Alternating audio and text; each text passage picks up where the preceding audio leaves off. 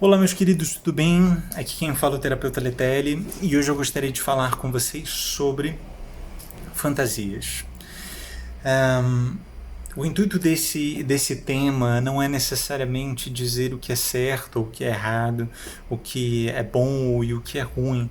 É só uma reflexão a respeito da necessidade que muitas pessoas têm da fantasia erótica para a satisfação sexual, né?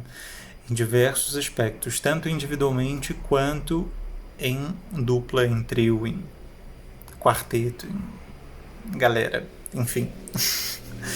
Mas pensemos na fantasia como uma tentativa, né, de experienciar o que o nosso subconsciente deseja de alguma forma. Uma forma de expressar algum tipo de crença, algum tipo de impressão, algum tipo de sensação, e para isso se utilizam recursos não reais, recursos não presentes, não ideais, né? E justamente pelo fato desses recursos não serem acessíveis, ou por se acreditar que esses recursos não são acessíveis, a fantasia se constrói justamente para que em algum lugar do nosso subconsciente ela possa se manifestar. Dentro do erotismo, a fantasia existe dentro deste lugar, né? Por diversos fatores, pelo fato da nossa sexualidade ter sido reprimida durante milênios, pelo fato de existir um preconceito terrível em relação a ela, pelo fato de, do nada, depois desse processo autoritário, castrador, a gente é exposto à pornografia e a todas as coisas que participam desse mercado.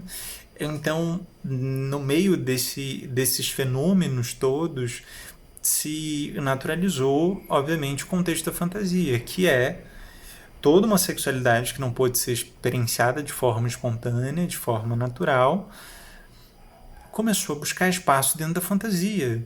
Algumas pessoas colocaram essa fantasia em prática e gravaram e criaram um mercado. Outras começaram a escrever sobre essas fantasias e outras só pensaram nessas fantasias e ainda pensam. Mas basicamente a fantasia ela está expondo alguma coisa que não existe, né? Alguma necessidade que quer se manifestar, que quer se externalizar, mas não existe como, não existe atmosfera. Então, quando a gente pensa em fantasia, principalmente quando a gente está falando de relação, dentro de uma relação sexual com outra pessoa, estamos falando de uma relação que não permite que um aspecto seu exista.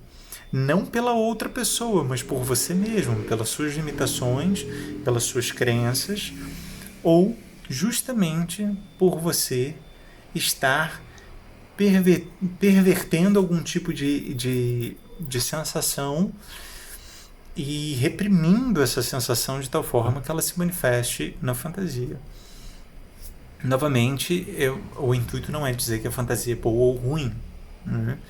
Mas e nem que toda fantasia ela é negativa para uma relação sexual, ela significa que não existe uma relação sexual ou um contexto de troca. Mas deixo assim ficar subentendido. Porque a fantasia, como eu disse, ela está expressando algo que não está tendo espaço para acontecer, certo? Então imaginemos, por exemplo, quando estamos sozinhos e existe a necessidade de se expressar uma energia sexual por algum motivo.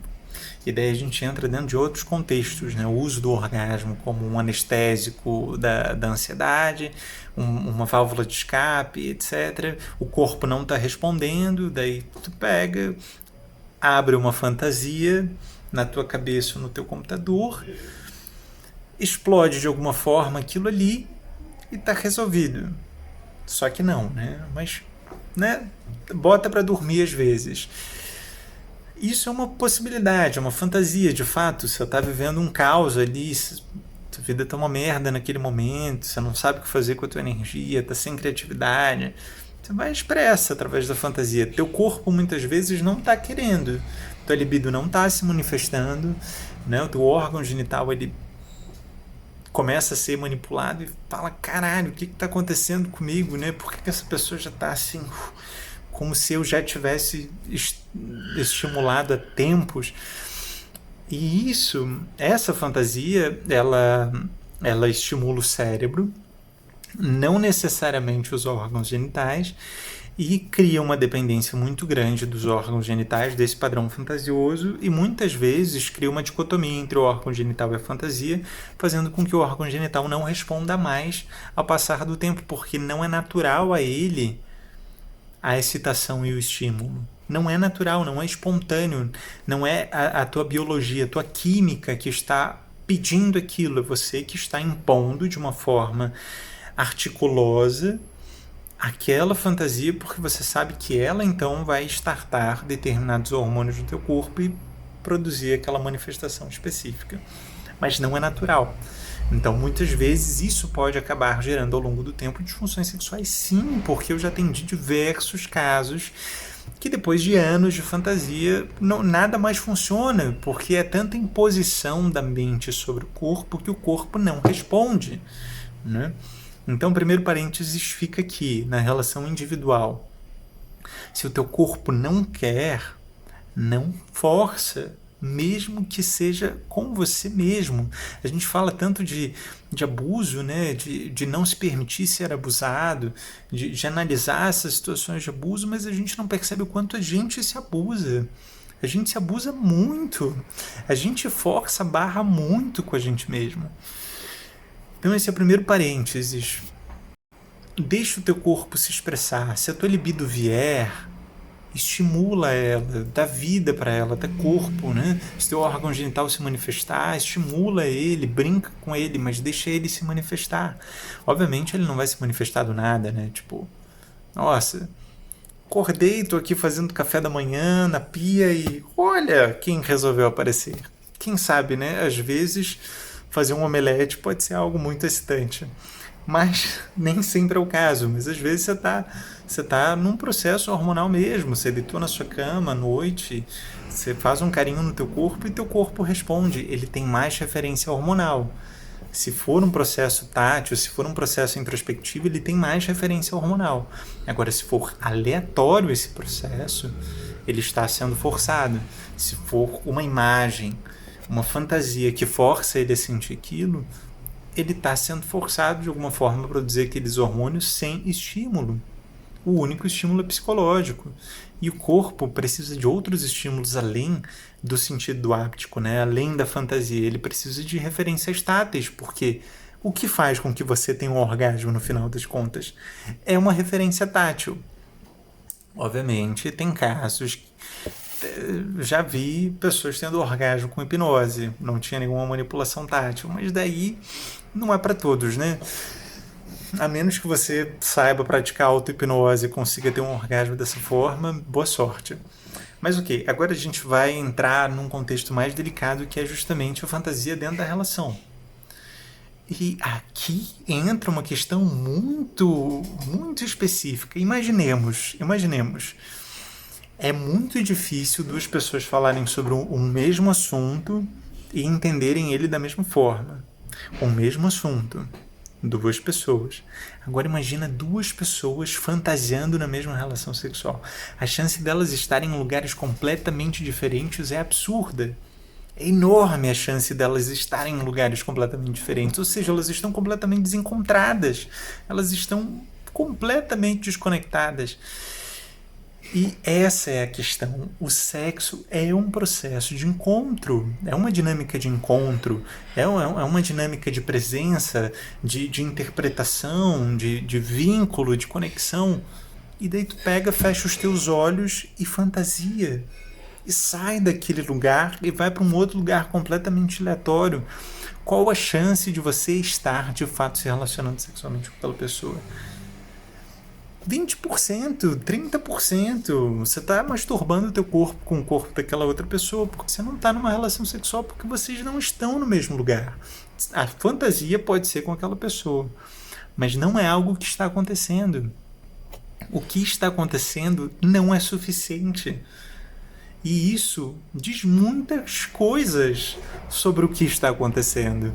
Às vezes, pode estar aqui, você fantasiar sobre alguma coisa, sobre uma fantasia, sobre uma relação sexual, por exemplo, pode dizer, por exemplo, que não existe motivos para que você transe com aquela pessoa, que não tem um caralho de um motivo para você de fato estar ali emaranhado naquele processo, porque não tem realidade, não tem verdade naquilo, não tem encontro.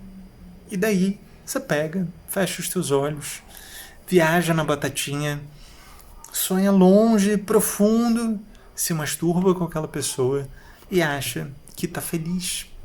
E acha que tá feliz. Mesmo que vocês compartilhem a mesma fantasia, vou colocar uma roupa de médico, de enfermeira, vou me vestir de Capitão Caverna, Superman, sei lá, Homem-Aranha, essas maluquices.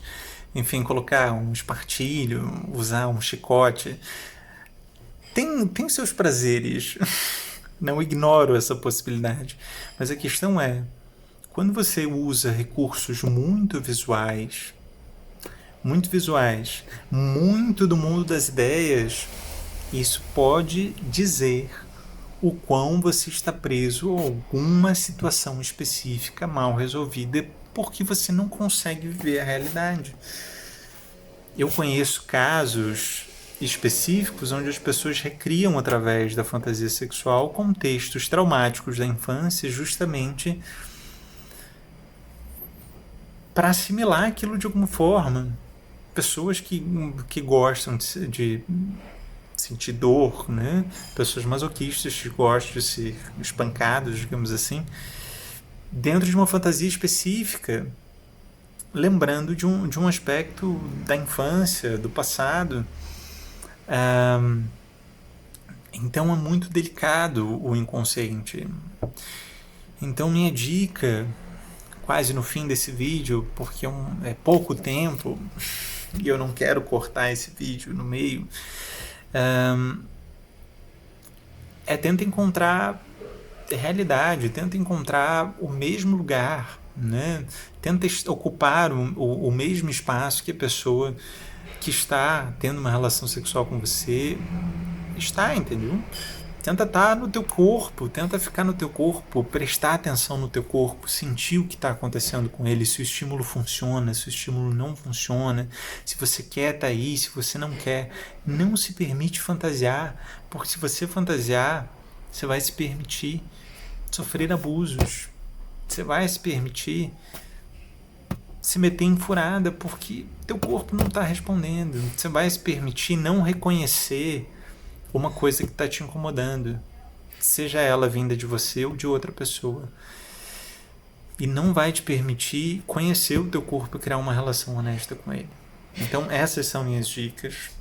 Eu tenho muito mais coisas para falar sobre esse assunto, mas a princípio é isso. O tempo está correndo, essa porra não para, a gente tem limite para tudo.